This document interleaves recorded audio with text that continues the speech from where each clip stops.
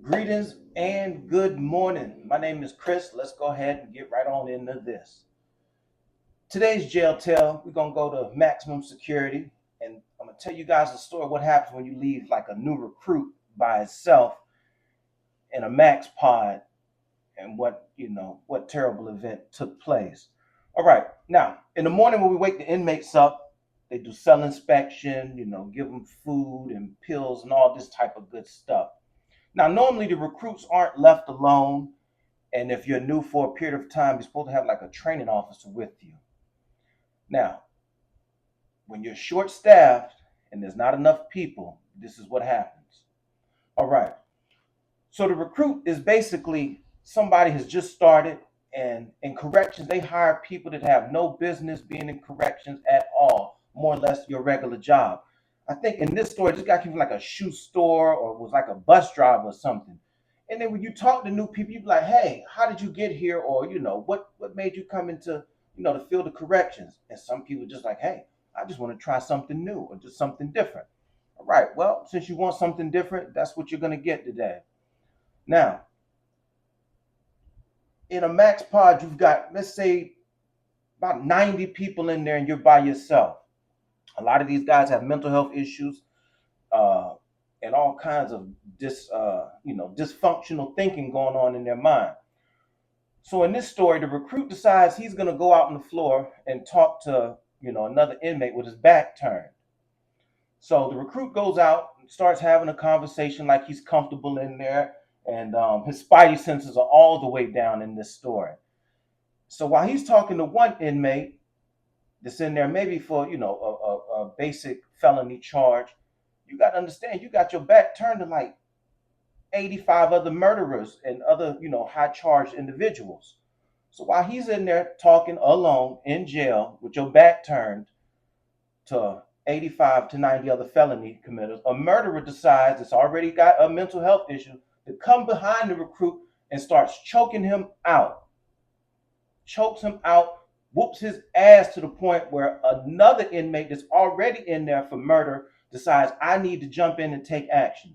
Do you know how bad you have to be getting your ass whooped for another person that's already in there for murder to jump in and be like, I've seen enough of this today?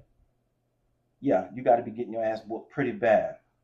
So it takes a while, for you to even, you got your radio and stuff, and, there are other people around. But once you start getting choked out in jail and you're surrounded by the inmates, the fear kicks in. And if nobody's in there to help you and nobody can see you because the person that's supposed to be watching the camera, they coking and joking or who knows what they're doing, twiddling their thumbs or what have you. And a lot of time, nobody is specifically looking at this person. So you could be in there for a while fighting for your life. He's already got murder. He's already got a murder charge, so there's not too much more they can do with him. They've abolished the death penalty here in Virginia, so nothing too much is going to happen to him if he chokes you out and kills you in this type of place. Now, so the recruit who's already fat, out of shape, spidey senses down, trying to pretend, trying to keep a low profile in there, is getting choked out all the way to the ground to where he's about to pass out. The other murderer decides, I'm coming in to save the day. And in this story, thank God he did jump in. The other inmate decides that he jumps in, chokes the other guy off of the recruit, and saves his life pretty much in the cell block in the pod. This story could have took a way worse turn for it, because if it wasn't for that other inmate, that recruit would have lost his life in there possibly, or fatally damaged. It doesn't take long for you to stop. Once you stop breathing, it only takes a short time for your brain to shut down and other organs to shut down. So he did definitely a good deed. Now later on, this was the crazy part, another crazy part. So he went to court. The guy that saved the recruit went to court and told them that story. And you know what? That judge did not care. They oiled him up for his murder charge too, anyway, and sent him on up on up the road to the Virginia's fine prisons, Sussex and Wallen Ridge and Red Onion and Greensville, all them other prisons and stuff like that. Up next, speaking of people just getting ready to go up the road, we got some deputies. They charged 5 of them for the murder of Mr. Rawlin Hill. Now, the crazy thing to this story was Mr. Rollin Hill was only in jail for like disorderly conduct and trespassing and some other minor charge. He would have probably been out of jail in maybe a few weeks, or you probably could bond out on most of those charges. So now he's in Virginia Beach, and he decides that he wants to, I guess, get to tussling with the deputies. He ends up passing away. 5 got fired, 3 got charged, and they're waiting for their bail. We're going to take a checkup on our friends over in Virginia Beach and see what's going on with those deputies. The 3 former Virginia Beach Sheriff's deputies charged in the death of an inmate had their first court appearance today. It was a video arraignment for Michael Kidd, Eric Baptiste, and Kevin Wilson. They're facing second-degree murder charges after Rollin Hill died in their custody in the summer of last year. Andy Fox was also in court and has the latest on what happened today. Andy? Yeah, the former deputies were in court today. They appeared by TV, so we saw them in court today here. They will be back here on Wednesday for a bond hearing, and we were also with the family on Saturday. Here are the 3 deputies accused of second-degree murder of 34-year-old Rollin Hill. His family remembered him. Now, imagine one day you're the one putting the tray through the tray slot, and the next few weeks or whatever, somebody is giving you the tray through the tray slot, and now you got to go to federal court. Now, I've been to federal court a few times, and luckily it never got to this point. You know, most of the time I went was civil cases and stuff like that.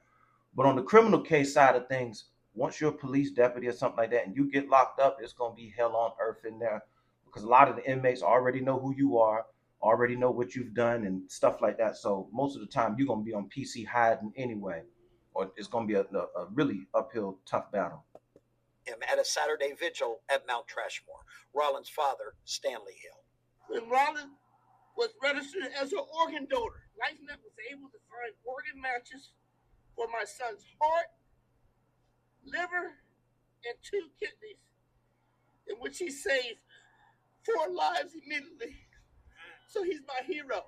39-year-old Eric Baptiste is one of the 3 accused of Hill's second-degree murder. He appeared from the Norfolk jail and also faces 5 counts of assault and battery. Rollin's father. So they took the deputies and they placed them in different jails, everywhere except Virginia Beach. They moved them around to other city jails so that they couldn't pretty much talk about the case, or, you know, keep them safe also. On the first day Rollin was born. When he was born, I took him from Gil, and I was holding him until the doctor said, "Mr. Hill, I think you need to pass your son back to your wife." I was very, very proud father on that precious day. Then 34-year-old former deputy Kevin Wilson appeared from the Chesapeake jail. He too charged with second-degree murder. Rollin's sister at the vigil. You were just misunderstood and had so much love to give to others and wanted others to love you. These past few months have shown just how much others love you, but you just couldn't see it. 39-year-old Michael Kidd, the 3rd former deputy charged with Rollin's murder, along with 2 counts assault and battery. And the only thing we wish for is justice for my son. Thank you so much, y'all. All right, quick update. Those deputies did get a bond granted. I think it was like $5,000. It wasn't much. That case is still pending. They should be going to court sometime soon to see if they're guilty, or how, you know, and what's going to happen with that case. But I tell you, that's not a position you want to be in, to where 1 minute you're on one side of the door, next minute you're on the other. But anyway, till next time, stay vigilant, stay out of trouble, and God bless America and the United States Armed Forces. Till next time.